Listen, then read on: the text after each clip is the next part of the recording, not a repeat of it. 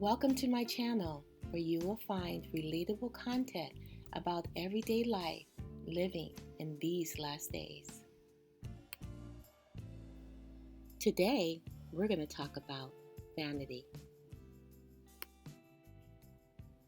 Yes, today we're going to talk about vanity.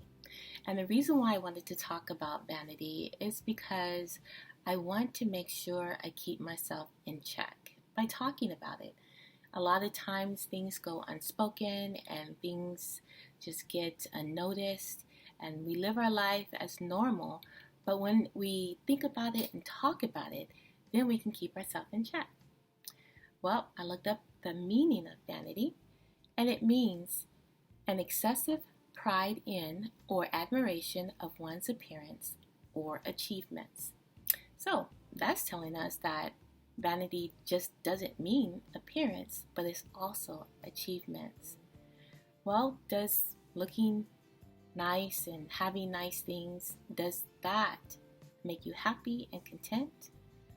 If you ask people that are beautiful and have a bunch of possessions, if they're happy, I don't think many of them would say yes. So in order to keep myself in check and not try and pursue these things, I'm going to listen to real life experiences that had those things. In fact, a very accomplished and wealthy man said it himself that he said, "I lived in a sunless, joyless, half-lunatic life as a virtual prisoner surrounded by my own crippling fears and weaknesses." That was Howard Hughes. So we have a real life person telling us how it felt. We also have someone who was very famous and wealthy, whose name was Solomon. Notice what he said. He said, "When I reflected on all the works that my own hand had done and all the hard work that I had toiled to accomplish, I saw that everything was futile, a chasing after the wind. There was nothing of real value under the sun." Now, if you don't know, in Ecclesiastes, it describes all the vast possessions that Solomon had. He had money, he had gold and silver, he had servants, he had a big palace, he had a garden that was as big as acres. He needed nothing because he had it all. But notice what he said. It was like all of that hard work he did was driving after the wind. So you have those who say, well, I can handle it. I'll be balanced. I won't, spend that much time accumulating beauty and material possessions and fame and riches. But could that be the case? Well, a lot of times it is excessive. It is excessive because really that's the only way that you can accomplish it.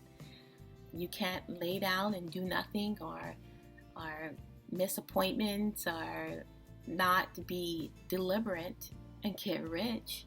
Same thing with beauty. I mean, a lot of people are born like that, but most of us, we have to do what we can to accomplish that. And really is the admiration of it when we do accomplish it. So those who accomplish it, is it true that they can keep it in check? Well, my word of wisdom or my book of wisdom is the Bible. And Ecclesiastes 5:10 says, "A lover of silver will never be satisfied with silver, nor a lover of wealth with income. This too is frugality."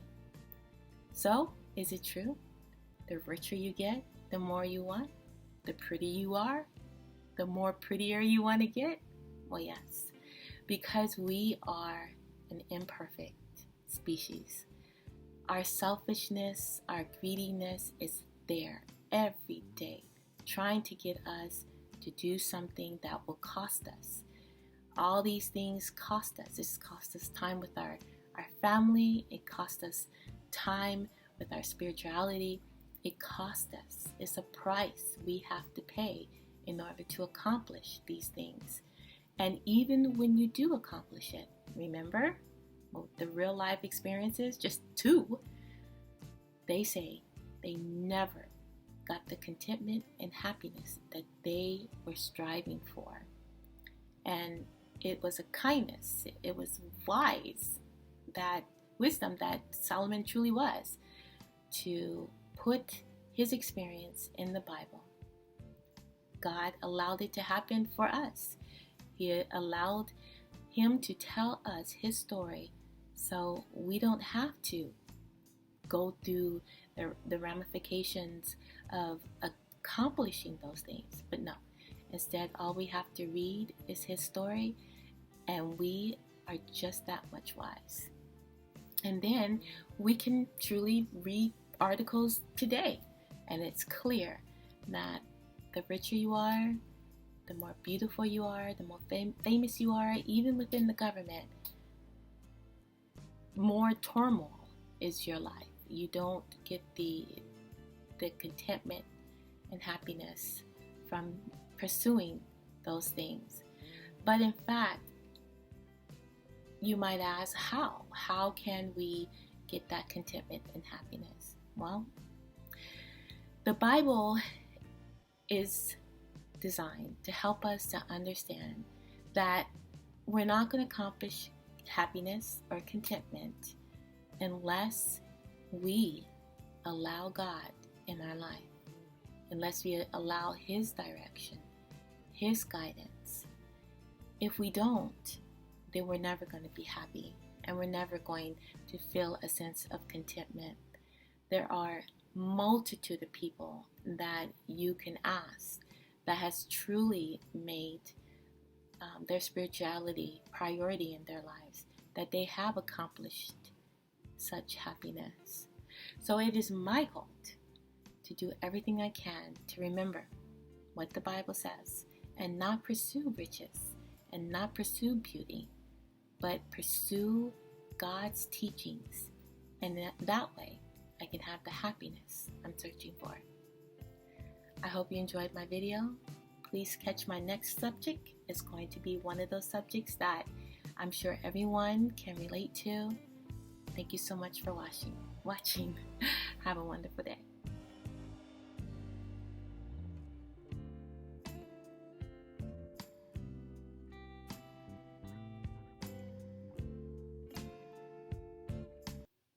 Today, we're going to talk about vanity.